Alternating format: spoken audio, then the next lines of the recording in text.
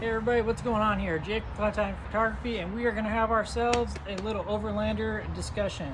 Something new I want to do. We're going to pick one topic, kind of talk about it, diagnose it, and talk about a bunch of cool little resources and everything like that. So today's topic, propane tanks. Here we have our 5-pound propane tank that I purchased off Amazon. And here we have our typical Coleman propane gas, green gas tanks, or whatever you want to call them, green bottles. They got a bunch of different names. But anyway, I want to talk about pros and cons and why we use this for overlanding. I know you've probably seen a lot of these, and you're probably all wondering, just like I was at one point in time, why is everybody using one of these? Let me break it down for you. So, these little Coleman propane tanks, they work pretty good. They're pretty small. They're pretty easy to carry. Besides, the only thing that'd probably be smaller would be if you use like an MSR or jet boil, whatever have you.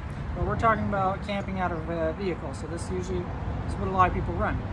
Problem with these, if you're doing about a 7 or 9 day trip, depending on how much propane you're using, how much you're cooking, everything like that, what you're doing, obviously everybody's use is going to be a little bit different. You could be going through a lot of these.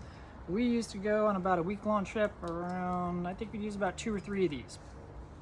So we'd have to find some place to store them. So you tack up about 3 or 4 of these things, it starts kind of getting pretty big with a lot of storage problems. Second thing, these guys do not like to work in temperatures of, I think of right around below 35 degrees. It's kind of what I've noticed. The problem that you'll have is they'll start freezing. Now there's some things that you can do to help them freezing, put heat pads on them, try a couple different things, but the problem is these start freezing and then you're not getting a whole lot of gas going to your stove, which is either causing you to heat your water up longer or cook longer, and it's just can be a little bit of a pain in the ass. It can be very frustrating, especially if it's really cold and you want some nice hot coffee. So that is another problem. The third thing is they can get kind of expensive. Depends on the price. Sometimes these things go for $6, $8, $10. I've seen them a couple different areas as high as $12, so they can get kind of pricey. So comes in our 5-pound propane tank. Now, why do a lot of people use these? A couple different reasons. One, as far as bulk, yes, it's a little bit bigger than this, you know, a little bit of different size, but again, you stack up 4 or 5 of these versus this, you're looking right around the same size. Second thing, freezing things. Freezing problems, these do not get as affected by freezing. They can get affected a little bit, but you're still going to get a pretty good gas production as opposed to one of these.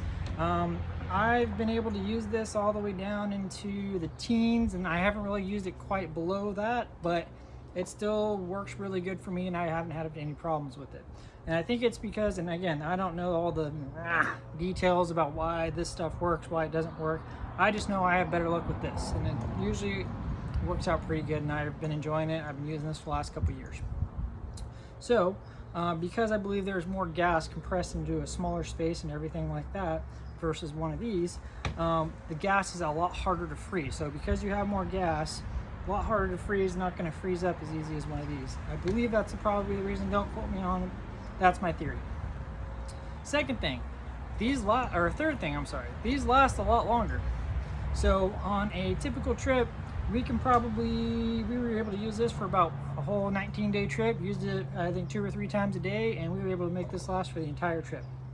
Now, cons.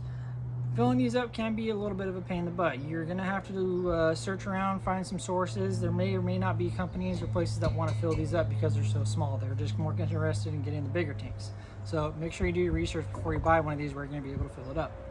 As far as attachments go, I have some quick little propane disconnects here. Really awesome to have. You can just clip it right on. You don't have to worry about threading it or anything like that. Obviously, I do have to take this off when I go to fill it, but as far as camping goes, it works great. Another thing is storage. So storage, me personally, I like to keep anything. You can see our little propane holder right there.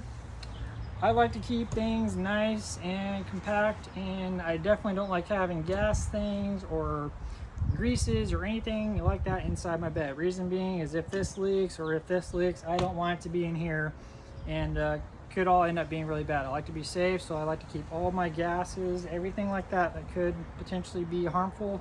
I like to keep it up top, outside the vehicle at all times. That's my food for thought. You guys can take it or leave it. But yeah, so that is our Overlander discussion. Again, this is the 5-pound propane tank. I think it's made by Flame King. You can buy them on Amazon. So this was a cool little Overland discussion. Again, if you guys have any questions or anything like that, please feel free to message me and I'll try and answer them. Hopefully you guys learned something. You guys take care and I'll see you next time. Later.